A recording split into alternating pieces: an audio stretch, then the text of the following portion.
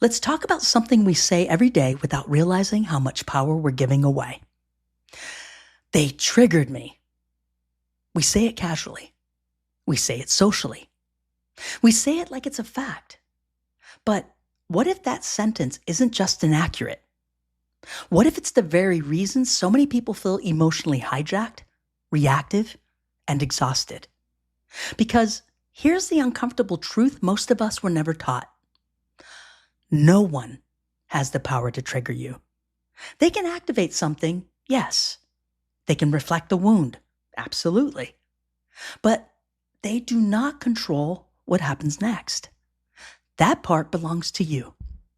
And then in this episode, we're going to dismantle one of the most accepted myths of modern emotional culture, the idea that other people cause our emotional responses.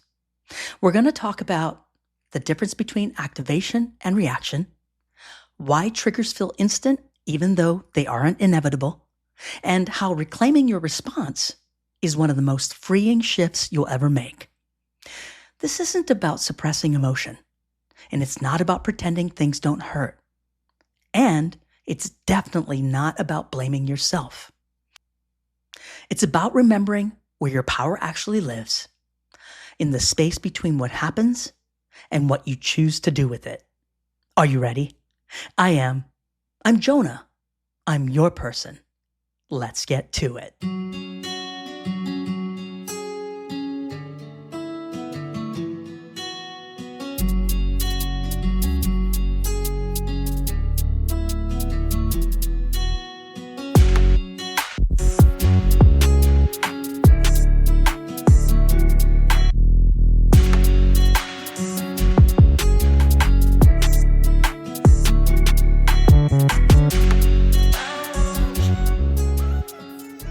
There's that sentence that sounds harmless, but quietly shapes how millions of people live their lives. They triggered me. It shows up everywhere, in relationships, at home, on social media, in therapy, even in the language of self-help. And because everyone says it, we rarely question it. But here's the problem. The moment you believe someone else triggered you, you've already placed yourself in react mode.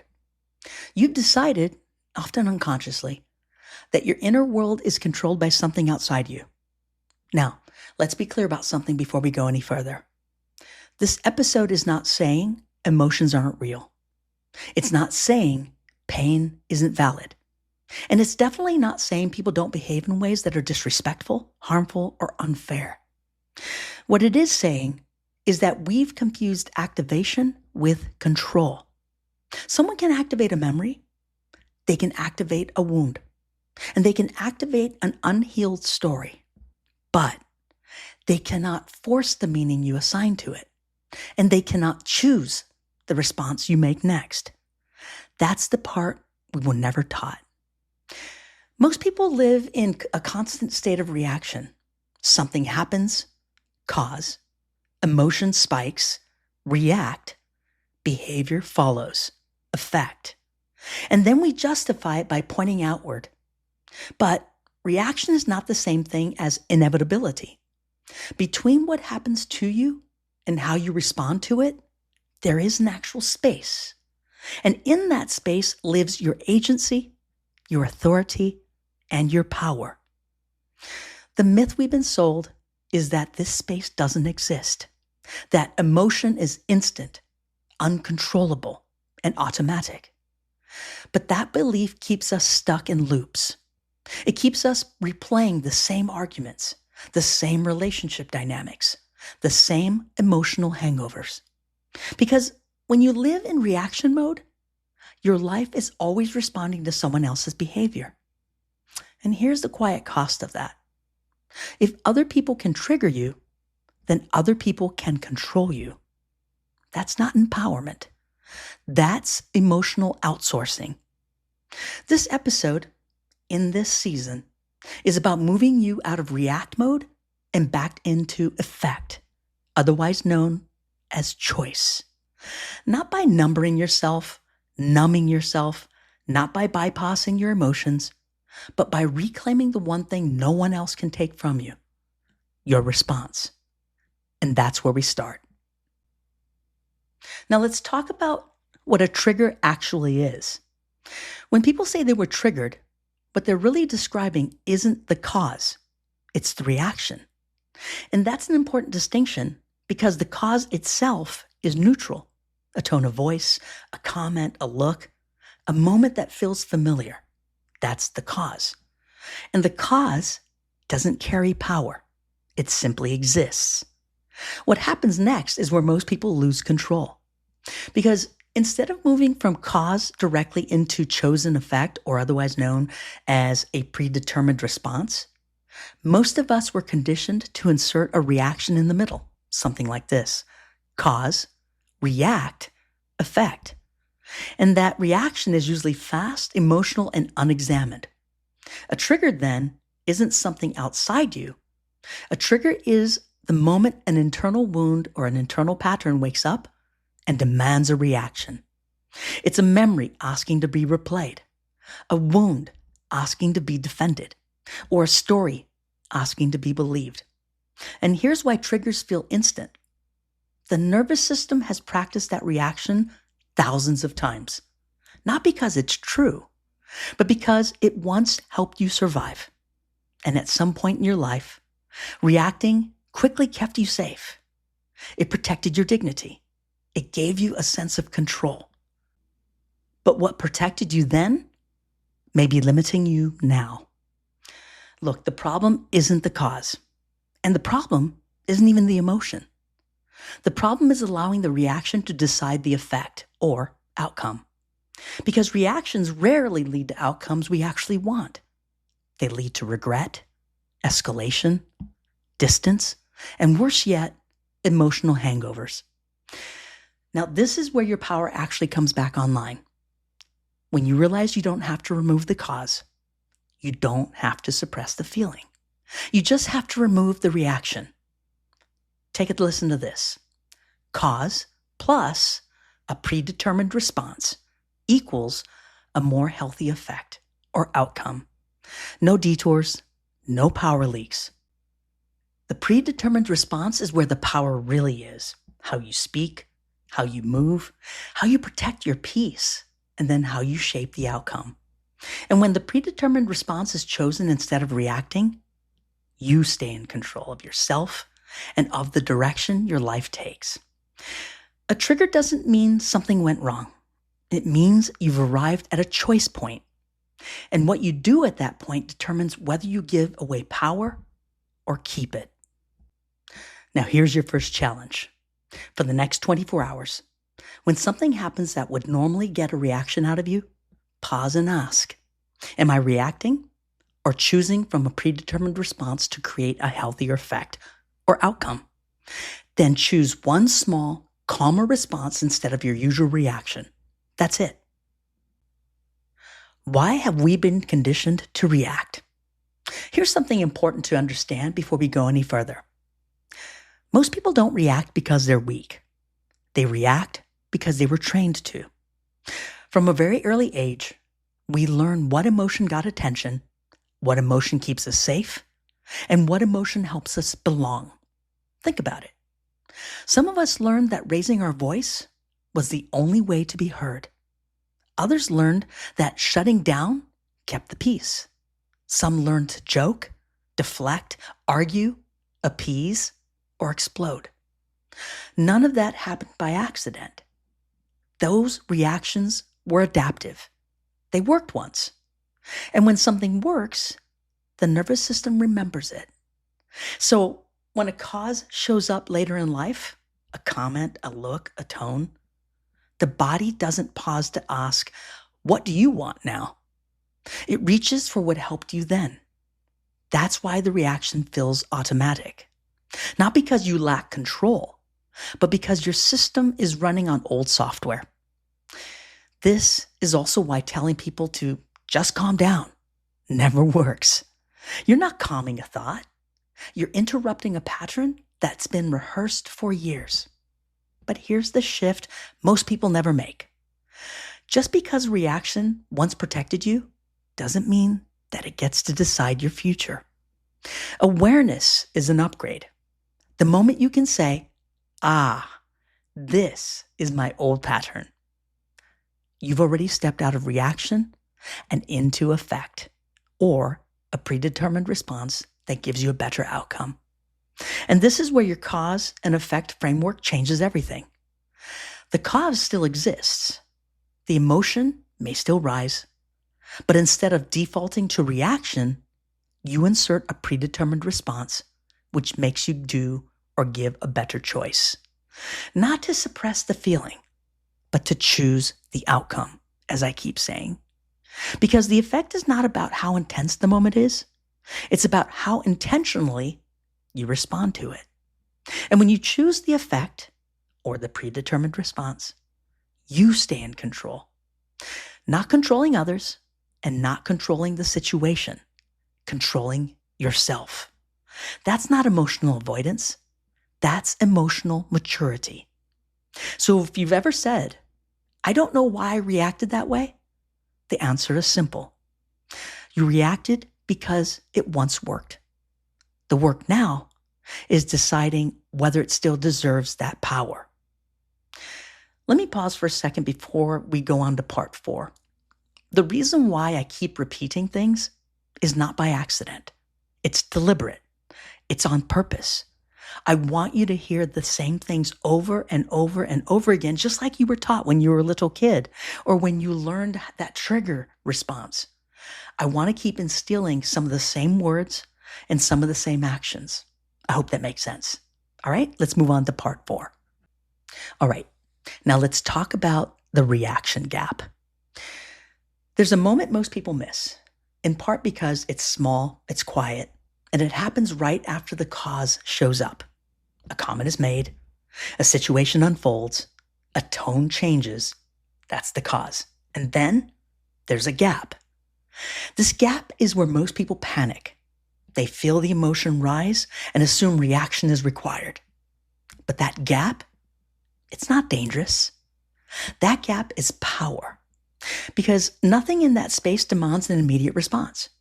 What demands speed is habit. The reaction tries to rush in and decide the outcome for you. But reaction is never about resolution. It's about release. And release often costs you clarity, credibility, and peace. This is where your cause and effect framework becomes practical. I'm going to pause for a second. If there's anything you take away from this episode, I'm about to share with you something that's got to stick. If you're going to overcome the triggering process, this is where you must hone in. Look, the goal is not to eliminate emotion. The goal is to protect the gap. Cause shows up. You notice the urge to react, and instead of following it, you slow down just enough to choose the predetermined response, otherwise known as effect. That effect might be saying less instead of more, waiting before you respond, choosing a calmer tone, or choosing not to engage at all. None of those choices gives up power. They preserve it. Because when you choose the effect instead of reacting, you stay in control of the outcome, and the outcome is what determines your peace. That gap may only be a few seconds long. Heck, it might be an instant. But those seconds decide whether your conflict escalates or dissolves, whether you feel proud or regretful, whether you stay aligned or drained. Mastering that gap is mastering yourself. And if you're ever looking for magic in anything, it's protecting that gap. Now here's your second challenge, and it's a powerful one. Today, create a pause. When you feel the urge to react, take one slow breath before responding. Let's do it together. That breath is the gap. Now choose your effect. I want to pause for just a moment and share a quick shout out. This episode was actually requested by one of our subscribers. You asked about triggers and reclaiming your power. So here it is. You've got this. Your question reminded me of why I do this work, to help all of us notice the gap, protect it, and choose our effect. Now, back to the show. All right, let's talk about emotional sovereignty. Once you stop reacting, something unexpected happens. You start to feel steadier, clearer, and more grounded in yourself. Not because life got easier, but because you stopped handing over control. This is what emotional sovereignty actually is. It's not emotional detachment, and it's not suppressing what you feel. And it's definitely not pretending things don't affect you. Emotional sovereignty means you own your inner world. That cause still exists. The emotion may still rise, but the effect, the response, the words, the energy you bring, that's chosen by you. And that choice changes everything. This is what I meant when I wrote episode 3 of this season. Life doesn't get easier, you get stronger. When you're emotionally sovereign, you don't need to win every moment. You don't need to prove yourself. And you don't need to react to feel powerful, because your power is already intact. This is why emotionally grounded people feel different to be around. They're not cold. They're not passive. They're stable. They don't rush to react. They don't escalate. And they don't outsource their peace. And here's something subtle but important. When you stop reacting, people feel it. Some will respect it. Some will test it. And some will be uncomfortable with it. That's okay. Because emotional sovereignty isn't about managing other people's reactions. It's about managing your own. This is the shift from living in survival mode to living in self-trust, from reacting to life to shaping it. And the more consistent you choose the effect, that predetermined response, the less often reaction even shows up. Not because you're numb, but because you're no longer available for emotional hijacking. That's sovereignty. Before we get into part 6, I want to acknowledge that I know this is easier said than done. However, I know it is absolutely possible to retrain your mind, because I was a product of triggering. And I developed this technique over time and practiced. I chose and I decided. And I was able to overcome this. Now, I rarely get triggered by something or someone trying to trigger me. So if I can do this, so can you. I believe in you. Now let's talk about choosing your response in real life. Knowing you have a choice is one thing. Using it when it actually matters is another. Because real life doesn't pause. It shows up in conversations you didn't plan for, in moments where your emotions spike fast, and situations where the old reaction feels justified. This is where most people think choosing the effect means being passive. It doesn't. Choosing the effect or the predetermined response means responding from clarity instead of impulse. Here's what that might look like in real life. With family, it might mean not revisiting the same argument for the 100th time. At work, it might mean responding professionally instead of personally. In relationships, it might mean saying how you feel without attacking. And sometimes, choosing the effect or that predetermined response means choosing no response at all. That's not avoidance. That's discernment. Because not every cause deserves your energy, and not every emotion deserves to decide the outcome. This is where your predetermined responses matter. When you already know who you want to be under pressure, you're far less likely to react. You don't wait until the moment to decide. You decide ahead of time. You decide how you speak when you're frustrated, how you pause when emotions rise, how you protect your peace without shutting down. That's how you stay in control. Not by being perfect, but by being prepared. And the more often you choose the effect, the easier it becomes. Reaction loses momentum, and choice gains strength. This is how emotional mastery is built, moment by moment, not all at once. And here's your third challenge. Choose one situation this week where you normally react. Decide your response before it happens. When the moment comes, choose the effect or the predetermined response you already decided. Watch how you feel. When you stop reacting, you start living. Look, something shifts when you stop reacting. Life doesn't suddenly become quiet, and people don't suddenly behave better.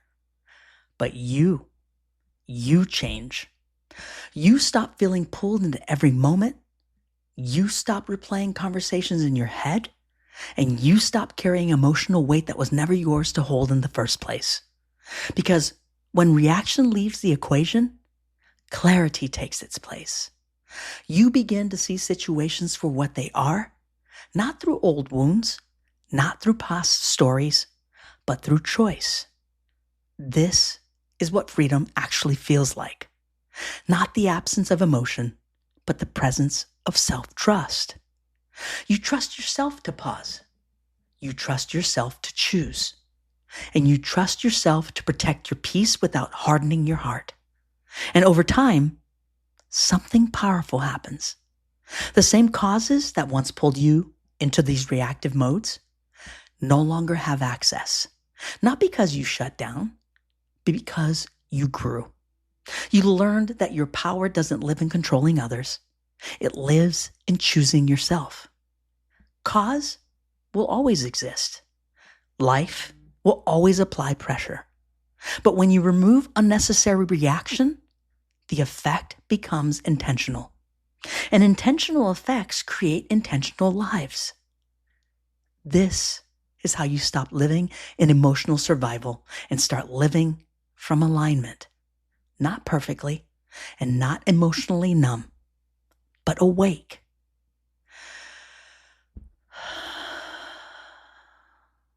So, the next time something happens and you feel that familiar surge, remember, the cause is outside of you. The effect is yours to choose. And every time you choose it with awareness and deliberateness and purposefulness, you just don't protect your power. You build a life that reflects it. As we close the show today, I want to leave you with one final thought. If there's one more thing to take with you from this episode, let it be this. Nothing outside of you gets to decide who you become in a moment. That cause will still show up. Emotions will rise, and life will still apply pressure. But reaction is optional. The effect, your response, your energy, your choice, is where your power lives. And this isn't about being unbothered. It's about being intentional. Because every time you choose the effect, that predetermined response, instead of reacting, you stay aligned with the person you're becoming and not the pattern you're trying to outgrow. That choice, repeated over time, creates something most people are still chasing. Peace that isn't fragile, happiness that isn't dependent, and power that isn't borrowed. If this episode resonated with you, sit with it. Notice the gap and protect that gap with your life. That's where your freedom lives. Thanks so much for joining me today. If you know someone struggling to overcome this overcomable and learned trait, please share it with them. It might just turn their life around. Also, for special content, you can catch me on TikTok, Snap, Instagram, Facebook, Blue Sky, LinkedIn, YouTube, and Threads. I'm Jonah, and this is Challenge Accepted with Jonah C. And until next time, choose wisely.